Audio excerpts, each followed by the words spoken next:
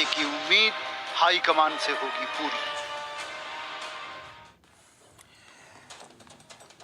आप सभी चाहते थे कि इस विषय पर हम डिबेट दोबारा लेकर आए और हम दोबारा उस विषय पर डिबेट लेकर आए हैं, लेकिन कल से आज तक में स्थितियां काफी बदल गई हैं। एक तरफ प्रसादी लाल मीणा का बयान सामने आया है और दूसरी तरफ कोविड स्वास्थ्य सहायकों ने दिल्ली कूच का ऐलान कर दिया है। आप देख रहे हैं प्राइम डिबेट, आपके साथ मैं हूं स्वप्निल। कोविड स्वास्थ्य सहायकों का आंदोलन जारी है। अब वो दिल्ली जाकर कांग्रेस हाईकमान से गुहार लगाएंगे। सवाल उठता है कि आखिर ऐसी स्थिति क्यों बनी। कोविड काल में जान जोखिम में डालकर सेवा करने वाले सीएचए एक ही झटके में बेरोजगार हो गए। कभी वो कोरोना वॉरियर कहलाते थे, लेकिन अब वो बेरोजगार कहला रहे हैं क्योंकि चिकित्सा मंत्री ने कह दिया है कि कोविड खत्म तो नौकरी खत्म। आखिर इस समस्या का हल कैसे निकलेगा, आज जानने की कोशिश करेंगे। प्राइम डिबेट के जो प्राइम सवाल हैं उन्हें जान लीजिए कि सवाल तो सबसे पहला यही है, क्या कोविड खत्म हो गया है?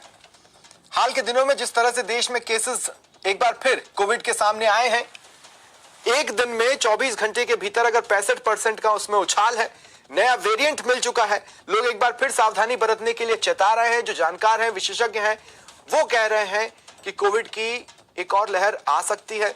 चौथी लहर, पांचवी लहर कोई बड़ी बात नहीं है। ऐसे में सरकार ये कैसे मान सकती है कि कोविड खत्म हो गया? और दूसरा, अगर कोविड खत्म तो नौकरी खत्म, क्या ये गलत है? ये सवाल नंबर एक। सवाल नंबर दो, अब देखिए एक बार फिर मांग उठाने वाला एक धड़ा दिल्ली का कूच कर रहा है कांग्रेस हाईकमान से मिलने के लिए। तो क्या कांग्रेस हाईकमान से ही मुद्दा हल होगा? क्योंकि प्रदेश स्तर पर सुनवाई नहीं हो रही है, ऐसा महसूस कर रही है। और सवाल नंबर तीन, कि क्या कोई बीच का रास्ता है? एक बीच का रास्ता है जिसका ऐलान मुख्यमंत्री अशोक गहलोत ने बजट में किया था, लेकिन क्या वो सचमुच सॉल्यूशन वाला, समाधान वाला बीच का रास्ता है कोविड सहायकों के लिए? आज बात इसी पर करेंगे। और मेरे साथ जो गेस्ट पैनल जुड़ रहा है उससे आपको इंट्रोड्यूस करवा देता हूं। आर तिवारी जी कांग्रेस नेता है, मेरे साथ जुड़ रहे हैं। रामलाल शर्मा जी बीजेपी विधायक है, मेरे साथ जुड़ रहे हैं। एसपी मित्तल साहब वरिष्ठ पत्रकार हैं। और सौरभ गृहस्थी शहीद स्मारक से मेरे साथ जुड़ रहे हैं, जहां पर सीएचए लगातार अपना प्रदर्शन कर रहे हैं। आप सभी का स्वागत है न्यूज 18 राजस्थान पर। आर तिवारी जी, आपसे शुरुआत करना चाहता हूं। देखिए, बड़ी अजीब सी बात है कि अगर कोई धड़ा परेशान हो और सरकार की ओर से उसे सहानुभूति न महसूस हो, ये बहुत बुरी स्थिति होती है किसी भी सरकार के लिए। लेकिन मैं ये जानना चाहता हूं आर तिवारी जी, कि आपको पता है कोविड स्वास्थ्य सहायकों की मांगे क्या क्या हैं? आप मुझे कैटेगोरिकली बता सकते हैं वो क्या मांग रहे हैं? देखो स्वप्निल, मैं फिर कह रहा हूं कि कोविड सहायकों का कहीं कोई पद था ही नहीं। ठीक है। इस देश में अचानक एक इमरजेंसी जैसी बीमारी आई। मानवता को बचाने के लिए कांग्रेस के अशोक गहलोत के मुख्यमंत्री वाली सरकार ने इंसान के जीवन को बचाने के लिए नर्सिंग ट्रेनिंग वाले बच्चों को हमने भर्ती किया। ठीक है। उनको हमने कोविड सहायक के रूप में भर्ती किया। और फिर कह रहा हूं, राजस्थान में सरकार ने अपने मद में से इनका वेतन भत्ता नहीं दिया। स्थानीय नगर पालिका हो, नगर निगम हो, नगर परिषद हो, पंचायत हो, यूआईटी हो, अचानक जब कोई इमरजेंसी जैसी स्थिति आती है, पैसे का इंतजाम था ही नहीं, दुनिया में पता ही नहीं था ऐसी भी इमरजेंसी जैसी बीमारी आ जाएगी कि हम इंसान को इंसान के माध्यम से बीमार कर देंगे। उस समय अचानक जब इमरजेंसी की जरूरत पड़ी, अत्यावश्यक सेवाओं के अंतर्गत राजस्थान के करोड़ों लोगों के जीवन को बचाने के लिए अशोक गहलोत की सरकार तिवारी जी, इनको जो आपने अभी कहा है ना, का दर्जा जो आपने अभी कहा है ना, मैं उस पर कोरोना वॉरियर्स के नाम कम से कम पहले सवाल का जवाब दे दीजिए आर तिवारी जी। इसको नहीं, देखिए ठीक है, आपने जो बोला मैंने इतनी देर तक सुना, उससे जुड़ा सवाल मैं आगे पूछूंगा। लेकिन पहला सवाल मेरा यह था कि क्या आपको इनकी मांगे पता है? क्या है इनकी मांग? ये चाहते हैं कि हमारे को नियमित किया जाए, और अगर नियमित नहीं कर सकती है सरकार तो हमको कुछ समय के लिए रख लिया जाए, हमको रख लिया जाए। हाँ। सवाल है कि जब देश में तो ये कोविड संविदा कैडर में मांग रहे हैं ना, संविदा कैडर कब परमानेंट नियुक्ति होती है? तो संविदा कैडर में भी पद के अगेंस्ट ही तो हम भर्ती करेंगे। हाँ। संविदा कैडर में भी पद के अनुसार ही ठीक है। भर्ती किया जाता है, उसमें किसी को भी भर्ती नहीं कर ठीक सकते है। ना सब। अब जो आपने पहला तो हिस्सा कहा संविदा था, में हमने अगर इनका पद नाम दिया ही नहीं, ठीक है, राजस्थान वो तो में आपने कोविड बहुत सहायक स्मार्ट का खेल कोई लिया, पद है चलिए, ही वो नहीं। आपको बधाइयां उस बात के लिए। लेकिन अब मेरी बात सुनिए, अब मेरी बात सुनिएगा और ध्यान से सुनिएगा। जो आपने कहा है उसको सिलसिलेवार तरीके से मैं तर्कों से तोड़ूंगा, ठीक है। आपने कहा कि पैसों की भारी कमी थी। क्या उस समय आपने लोगों को छूट नहीं दी? क्या उस समय आपने कर्मचारियों के वेतन से एक हिस्सा अपने लिए नहीं लिया? क्या उस समय आपने लोगों को कुछ चीजों के लिए फ्री नहीं किया? उन लोगों के लिए किया ना, उसी पीरियड में किया था ना? किया ना, हाँ जीवन बचाने के लिए क्या ना स्वप्निल। हाँ, अच्छा। आम आदमी की जिंदगी को बचाने ठीक है। के लिए अशोक गहलोत जी ने तो कहा था पूरा आपने आम बजट आदमी की लगा जिंदगी दूंगा को स्वास्थ्य बचाया, विभाग पर, अपनी लेकिन साख एक बना ली, आदमी को भी हम पैसे और जिन की लोगों कमी के से दम पे मरने आपने नहीं अपनी देंगे, साख दवा के बनाई, अभाव में आज आपने मरने नहीं उनसे देंगे। रोटी का हक छीन लिया। अरे आप कमाल कर रहे हो सब। मैं कमाल कर रहा हूं। अगेंस्ट में रोज राजस्थान की सरकार देश में पहली सरकार है सब, हाँ। जिन्होंने कोविड महामारी के 2 दौर देखने के बावजूद 1 लाख मेरे नौजवान बेटे बेटियों को, बहन भाइयों को हमने हाँ। नौकरियां दी है। हाँ। 1 लाख लोगों को पाइपलाइन वाह। में है और अगले साल 1 लाख लोगों वाह। को देंगे।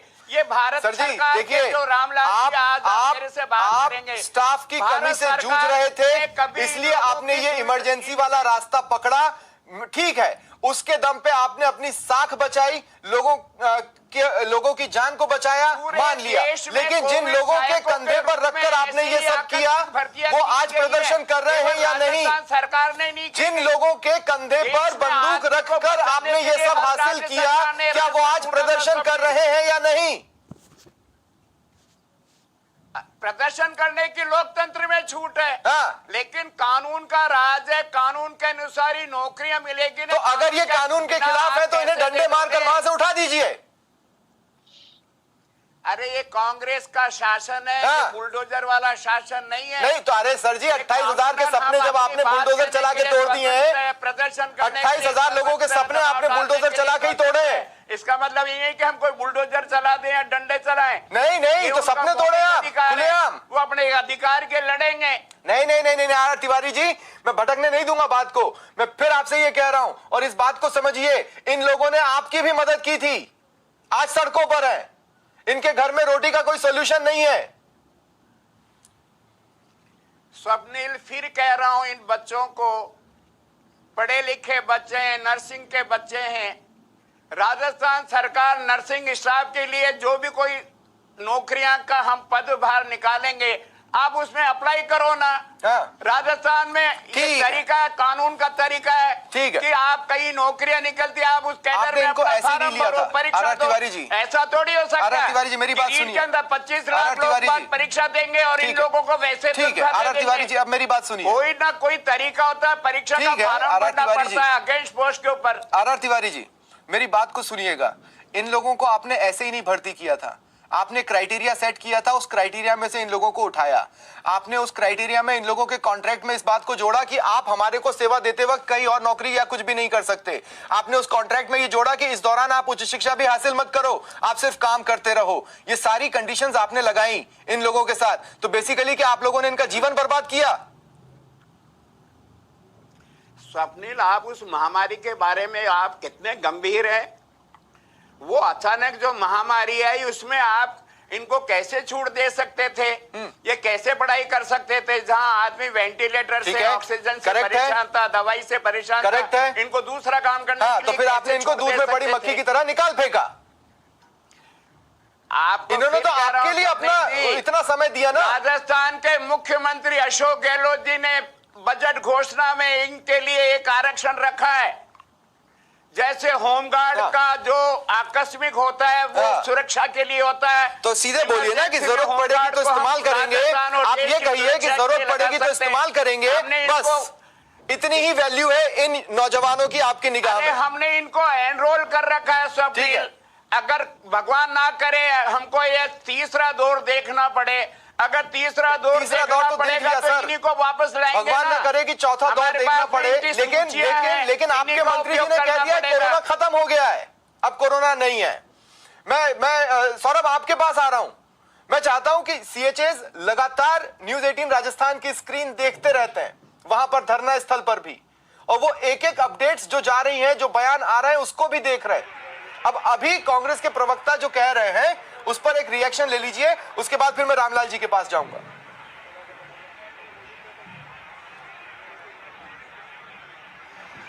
जी बिल्कुल, देखिए मैं इनके जो नेता हैं उनसे बात करने की कोशिश करता हूं कि कांग्रेस के जो नेता ये कह रहे हैं कि इमरजेंसी में जब आप लोगों को इनरोल कर रखा है, इमरजेंसी में जरूरत पड़ेगी तो आपको फिर ले लेंगे।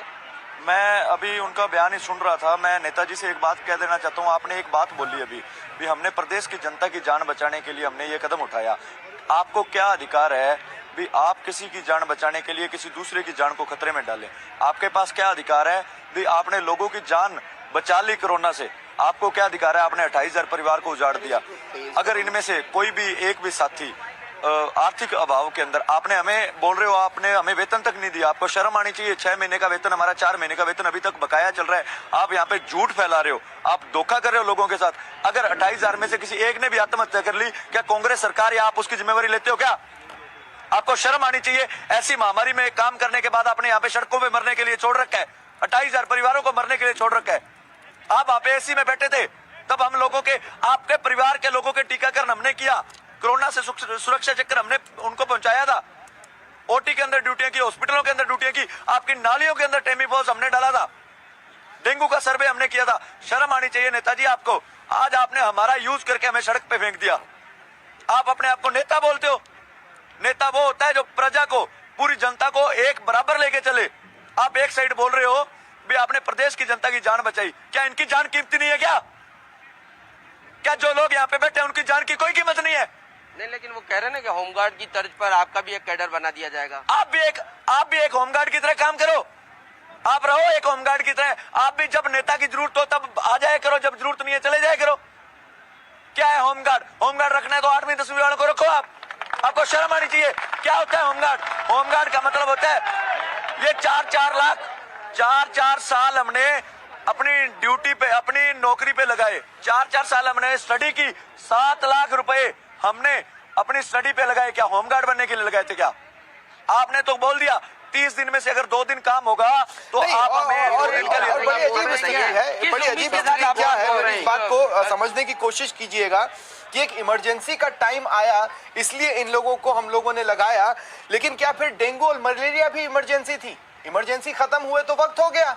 आपने खुद ही ढील देना चालू कर दी थी प्रदेश सरकार ने, देश की सरकार ने। तो अगर इमरजेंसी का वक्त खत्म हो गया था तो फिर इन्हें एक्सटेंड क्यों किया? आपने एक्सटेंड किया क्योंकि आप अंडर स्टाफ हैं, और आप जब अंडर स्टाफ हैं, आज आपको इनकी जरूरत महसूस नहीं हो रही है, तो आपने कहा कि साहब ऐसा है, अब तक रोटी बहुत खा ली आपने, हमने किसी तरीके से आपको रोटी खिला दी, अब रोजी और रोटी हमारी तरफ से आपके लिए बंद। ये हुआ है इनके साथ। रामलाल शर्मा जी, मैं आपके पास आ रहा हूं। रामलाल शर्मा जी, कंस्ट्रक्टिव विपक्ष ने कौन सा आंदोलन इनके लिए खड़ा किया, बताइए। देखिए स्वप्न जी, सबसे पहले तो मैं ये कहूंगा कि अभी मैंने पूरा धैर्यपूर्वक तिवारी जी को सुना और मुझे पूरी उम्मीद है कि तिवारी जी हमारी बात को भी पूरी धैर्यपूर्वक सुनेंगे। सबसे पहले मैं नहीं सुन पाऊंगा सर, मैं रामलाल जी को भी पूरी तरह धैर्यपूर्वक नहीं सुन पाया, मैं आपको भी नहीं सुन पाऊंगा अगर आप सवाल पे नहीं रहेंगे। जी आवाज मेरी? हाँ बोलिए। नहीं, मैं सवाल के ऊपर ही रहूंगा। हाँ। जब 1 तारीख को 31 तारीख को इनका एक लेटर सरकार ने ऐसे निकाला कि इनकी सेवाएं समाप्त की जाती है। 1 तारीख को इनका धरना शुरू हुआ। डॉक्टर सतीश मुनिया जी प्रदेश अध्यक्ष से, वो बाहर थे, भरतपुर की तरफ थे, तो उन्होंने मेरे से फोन के ऊपर कहा कि इनका धरना शुरू हो चुका है, आप जाके आओ और इनकी जो भी समस्या उनको गंभीरता से सुनकर जो समाधान तत्काल कर सकते हो आप करो। मैं खुद स्वयं इनके धरने के ऊपर गया, धरने पे पूरी बात इनकी सुनी, जो इनकी वैकल्पिक व्यवस्थाएं हो सकती थी वो करने का काम किया, नंबर 1। नंबर 2, उसके बाद में डॉक्टर सतीश मुनिया जी वापस आए तो उन्होंने ही सीधे धरना स्थल के ऊपर जाने का काम किया। हमारे डॉक्टर अरुण चतुर्वेदी जी वो धरना स्थल के ऊपर गए, देखिए समय समय पर अलग अलग जगह के प्रदर्शनों में आपके लोग चेहरा दिखाकर आए, मैं मना नहीं कर रहा हूं, गए तो किरोड़ी लाल मीणा जी भी, लेकिन किरोड़ी लाल मीणा जी ने कहा कि जब तक इनकी मांगे नहीं मानी जाएगी बीजेपी इनके साथ धरना स्थल पर रहेगी। कहां है बीजेपी धरना स्थल पर? कहां है साहब? चपल जी, भारतीय जनता पार्टी पूरी मजबूती के साथ इनके साथ खड़ी है, इनके हक की लड़ाई लड़ने के लिए तैयार है, उसमें हम कहीं पीछे नहीं है। लेकिन सवाल इस बात का है, किस बात का? चिकित्सा मंत्री जी ये कहें कि हमने सरकार की उपलब्धि रही है कि हमने सीएचसी की भर्ती की, सीएचओ की भर्ती की, हमने नर्सिंग की भर्ती की, कोविड का हमने बेहतरीन प्रबंधन करने का काम किया, किसी की जान नहीं जानी चाहिए, उनका बेहतरीन प्रदर्शन किया था। रामलाल जी, इन सरकार से मैं इतना कहना चाहता हूँ, रामलाल जी, एक तरफ आप वाहवाही लूटने का काम कर रहे हो और दूसरी तरफ इन 28,000 परिवारों मेरी बात सुनिए, रामलाल जी मेरी बात सुनिए, रामलाल जी मेरी बात तो सुनिए, हम ये ऐसा ही भर्ती कर रहे हैं। ठीक है रामलाल जी मेरी बात तो सुनिए। रामलाल जी मैं ये कह रहा हूं, क्या आपने कल का डिबेट देखा था हमारा?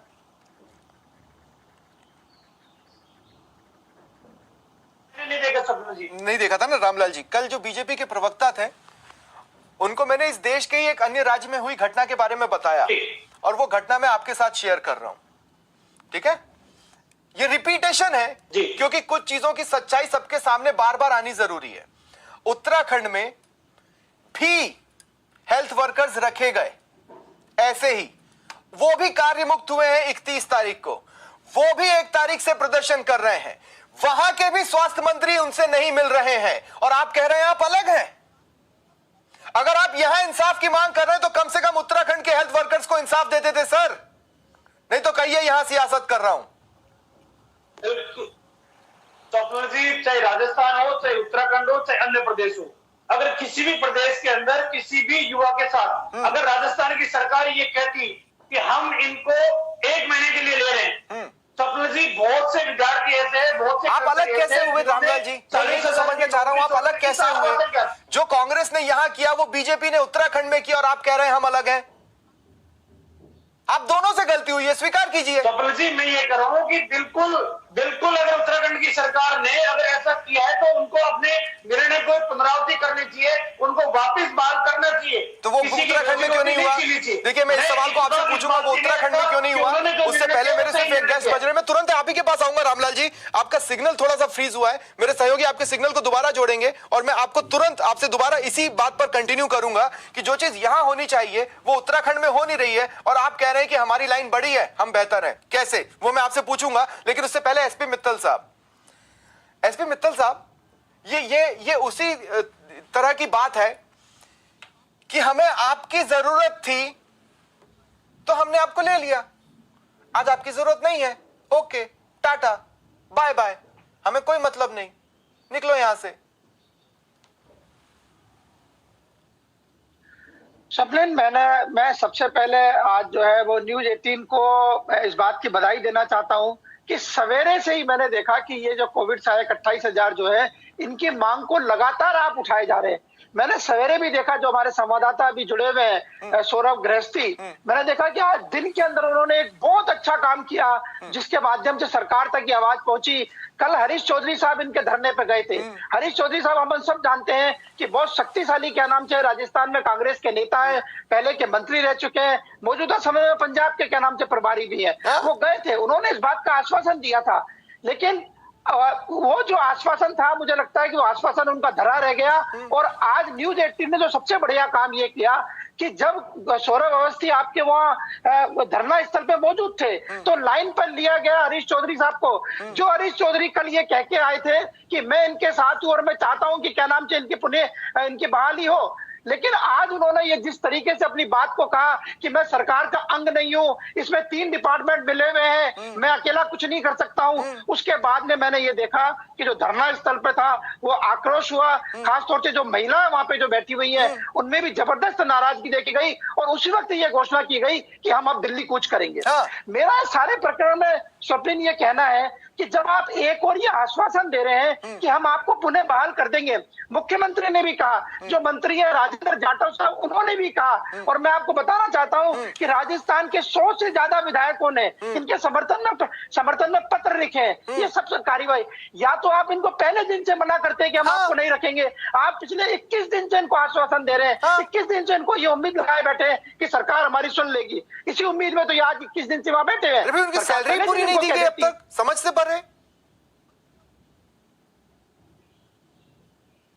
क्या स्वप्निल? मैंने कहा अरे भाई इनकी सैलरी ही नहीं दी गई अब तक, ये तो समझ से ही परे है। हाँ स्वप्निल, इनका जो मानदेय है वो कितना है? कुल मिला के 7,900 रुपया इनका बेचारों का मानदेय है। ये बिल्कुल सही कह रहे हैं कि 7,900 रुपए मासिक मानदेय में इन्होंने अपनी पढ़ाई को छोड़ा और 24 घंटे में उस वक्त काम किया जब अस्पतालों के अंदर परिजनों, जो मरीज जो भर्ती थे, उनके परिजन क्या नाम से हाथ लगाने को तैयार नहीं थे, तब इन बच्चों ने वहां जाके काम किया। नहीं, सही बात है। मैं अपनी टीम से पूछ रहा हूं, क्या रामलाल जी मेरे साथ जुड़ चुके हैं? रामलाल जी।